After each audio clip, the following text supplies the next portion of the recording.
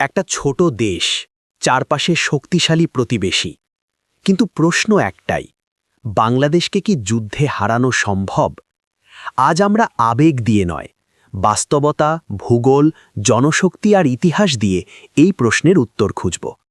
ভিডিওটা শেষ পর্যন্ত দেখলে বাংলাদেশকে নিয়ে আপনার ধারণা বদলে যেতে বাধ্য। যুদ্ধ শুধু ট্যাঙ্ক আর বিমান নয়, যুদ্ধ যাতে মানুষ।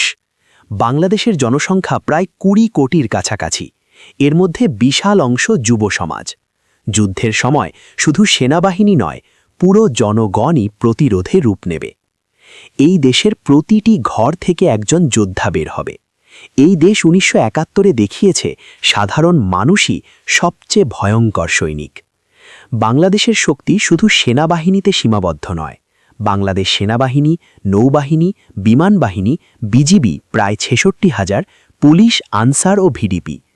যুদ্ধ হলে শুধু ইউনিফর্মধারীরা নয়, ৬৬ লাখ আধা সামরিক ও প্রশিক্ষিত বাহিনী মাঠে নামবে। বাংলাদেশের ভূগোল শত্রুর জন্য দুঃস্বপ্ন। একদিকে বঙ্গোপসাগর, ৩ দিকে ভারত, একপাশে মায়ানমার। নদী, খাল, জলাভূমি, ঘন জনবসতি। এটা মরুভূমি না, এটা পাহাড় না, এটা নদী মাতৃক যুদ্ধক্ষেত্র। এখানে ঢোকা সহজ, কিন্তু বের হওয়া অসম্ভব। ১৯৭১ আমাদের শিখিয়েছে ছোট অস্ত্র, স্থানীয় জ্ঞান, জনসমর্থন। যেখানে প্রতিটি গলি ফাঁদ, প্রতিটি গ্রাম দুর্গ, সেখানে আধুনিক সেনাবাহিনীও হেরে যায়। বাংলাদেশ কোনো বিচ্ছিন্ন দেশ নয়, জাতিসংঘ শান্তিরক্ষা মিশনে অন্যতম বড় অবদানকারী। যুদ্ধ মানেই অর্থনৈতিক ধাক্কা, আন্তর্জাতিক চাপ, কূটনৈতিক বিপর্যয়। বাংলাদেশে হামলা মানে শুধু যুদ্ধ না, পুরো অঞ্চলের অস্থিরতা। সম্ভাব্য চিত্র: প্রথমে সীমান্ত উত্তেজনা, এরপর নৌ ও আকাশ প্রতিরক্ষা, জনগণের স্বতঃস্ফূর্ত প্রতিরোধ, দীর্ঘস্থায়ী যুদ্ধ, আক্রমণকারীর ক্ষয়ক্ষতি। এই যুদ্ধ একদিনে শেষ হবে না, আর দীর্ঘ যুদ্ধ বাংলাদেশের পক্ষেই যাবে।